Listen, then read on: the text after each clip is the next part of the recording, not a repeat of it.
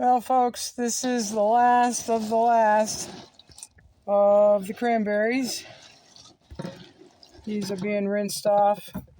I'm going to put them in the strainer, dry them off a little bit, and I've got these left to go. I've only found a few bad ones. Not bad. Can't complain about that. It was a 5-gallon bucket of wild picked cranberries. Look at the size of some of these. I'd say for those areas that had a good cranberry crop, I'd say the cranberries did marvelous this year. Like I said, I'll just rinse these off, put them in the strainer, yada, yada, yada. And I'll go through and pick out any that I've missed. I've already picked through these probably 4 or 5 times, and I still end up missing some. That's just the way it is. So all this here, if you have watched any of my other videos throughout the years of me wanting to get cranberries out of the cranberry bog, then you know this is what I do every year. And if I cannot access mine here in the bog, and then I have a source where I can get a 5-gallon bucket as they're picking, they just put some in theirs, put some in mine. I always get a 5-gallon bucket. Of course, you're going to have some bad ones. You're going to have some leaves. You're going to have some low ground grass. You're going to have maybe some peat in there. So it's important to get all the junk out that you can, and then rinse them and pick them over. Put them in there to drain. And this here is about, I don't know, it's about 10 pounds, I would guess. If it's not 10 pounds, it's over 10 pounds. And I've already done 2 batches equal in size. So quite a few cranberries can go in a 5-gallon bucket. And these here are going strictly to my tea. I drink a lot of tea, and every cup of tea has some dried cranberries. So what I will do is I'll take a cranberry and I will cut it in half and then put it on my drying rack right here in the house. And when they are all dried, I will package them up and use them, like I said, in my tea. So I've got a cutting board there. I've got a cutting board here. I'm not really sure which cutting board I'm going to use.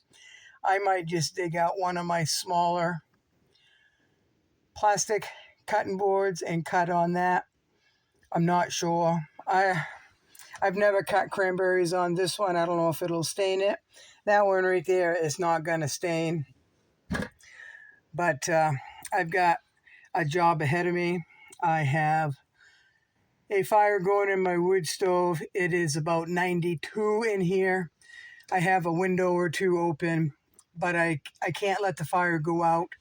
It's down, but I am cooking ham soup on the back of my wood stove, and that is ham, locally sourced, homegrown, and everything else is from my garden.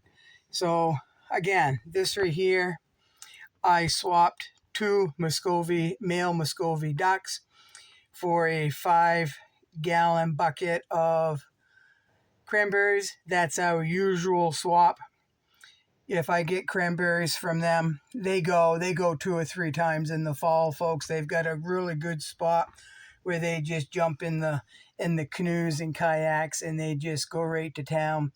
So when they get me a 5-gallon bucket of locally sourced cranberries, locally sourced to them, it's about a 2-hour drive. It's closer to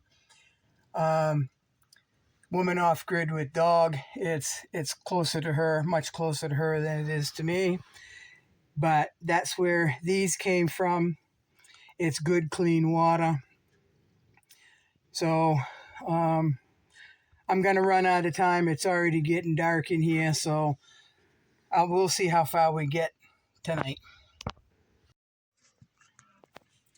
And as you can see, these have been washed again. Those have only been washed a handful of times. Those have only been washed a few times. This one here is on its final rinsing. And you can see even after that there's bits and pieces of this and that. So here's the rest of them in water. I'm just going to move these around a little bit, get them all rinsed off. This is their final rinse. And these are drying off a little bit. Now, as you can see, I don't have any faucet of any kind. I don't have running water, folks. But I do have a sink, a kitchen sink. And it's just I call it a one bay. I don't know. It's big enough for me. These are the cranberries that have already been their final rinsed. They're already rinsed. They've already done their final rinse, and they're draining in a bowl. And I do have a drain down there. It's a pipe, and I put a 5-gallon bucket under there to catch anything that I put down the sink, and which this is cranberry rinsing water. And I'll keep an eye on the bucket to see if it's getting full. I can usually hear as the water goes into the bucket. You can hear when it's nearing like a three-quarters full, and it gets emptied every day anyway. And this water here, it just goes into one of my compost piles. But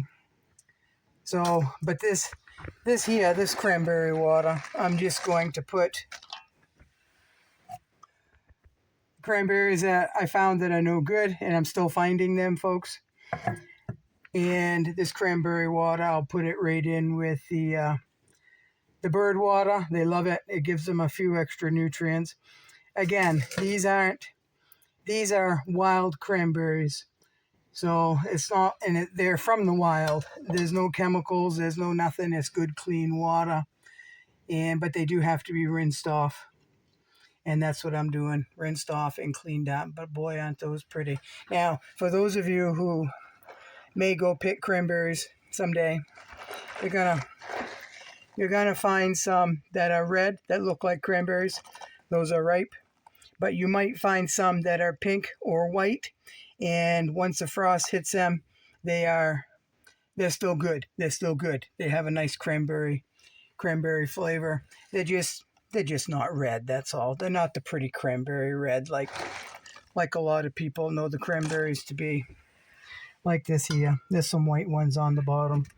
But if you were to eat that in a jelly or a sauce, and if you made them all out of ones that were this color or that color there or completely white, you're never going to know the difference in taste that they were white or they were red. And there is the last of the cranberries. I did weigh these, and I decided to give them one final rinse. So these here is 10.21 pounds, and this is a 16-quart stainless steel bowl. So that's a lot of cranberries, and this is the third batch, the same size out of that 5-gallon bucket. So what I will do is I will take each one of these cranberries and cut them right directly in half, put them on my drying rack right here in the house, and this will give me about between this batch and the two other batches, 5 gallons worth of cranberries. will last me just about 1 year's worth of tea. So I don't do anything else with my cranberries. One year I made a whole bunch of cranberry juice. That was good too. The problem is I wanted to drink more cranberry juice. So I decided to stick with cutting these in half, drying them, putting about 6 halves, so 3 cranberries into a mug of tea with whatever I'm having in there as well. I do a lot of loose tea, but I also have a bunch of prepared tea bags, whether it's green tea or black tea or whatever. And I make a bunch of my own tea as things come in season. So that's where we are, folks.